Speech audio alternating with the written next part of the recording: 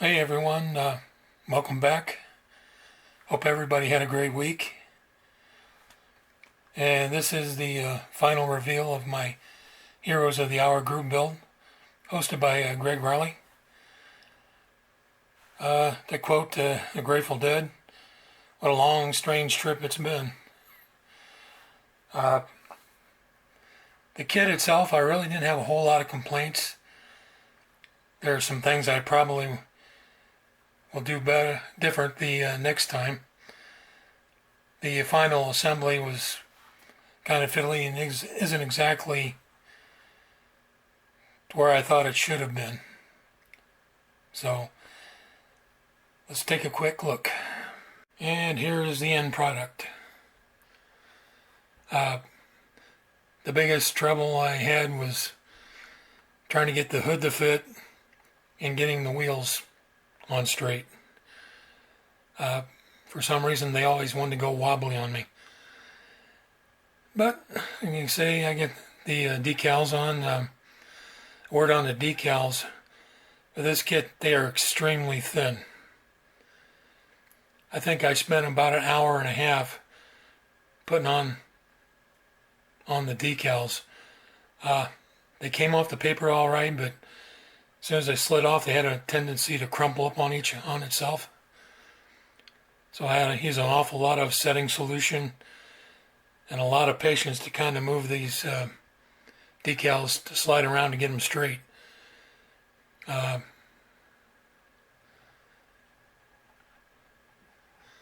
all basically all same on both sides. So you get the stretcher in the back. Kit comes with two stretchers, but the one kind of goes down in and the handles fit into these little recesses. I mean, you couldn't see it, couldn't take them out, so I didn't even bother. So I have a stretcher for some other project. Back to the decals, I did kind of get a pointer here. This one right here, it kind of folded up and kind of sagged a little on me. So I'll live and learn.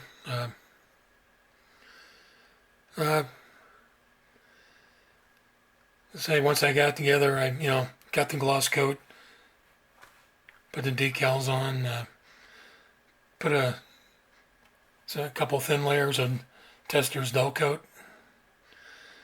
Then I oversprayed it with Tamiya Buff. The windshield was one of the last things I actually put in. Now the steering wheel was really fiddly, trying to get it into the cab, down through the firewall and attached to the steering knuckle.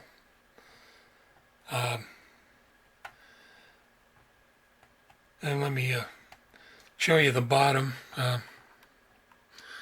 Kind of weathered it up with some mud. See the engine. These steering suspension parts were real fun to put on too. Like I say, the hood doesn't fit really well, but kind of wanted to have it open so I could show some of the detail.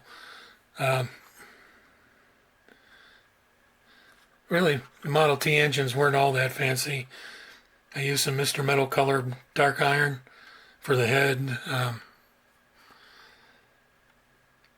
some different craft paints for the rust on the exhaust, and some Tamiya Chrome Silver on the intake. So, like I say, there's not a whole lot to see, and on this scale for me, it was kind of a little too small to actually run the spark plug wires. We basically got 4 wires running off the engine and straight into the firewall. Had a magneto ignition system. So that's why they always yelled contact,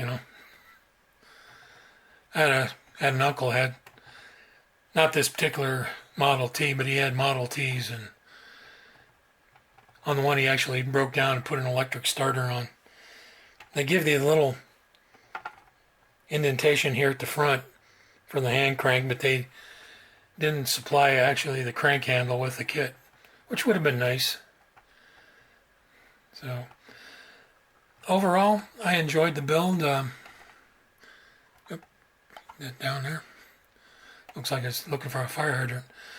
I like the kit. It was an enjoyable build overall, in spite of my little problems. ICM, even though they're in Ukraine, they took care of all my problems. I wouldn't hesitate to buy another kit. In fact, I just recently bought a couple more. They've got an awful lot of Model T based kits, which I have my eyes on. So that's pretty much about all. I'd like to thank Greg for hosting the group build. Sorry it took so long, but I got it across the finish line. So, you guys have a great weekend. Take care, and we'll talk later.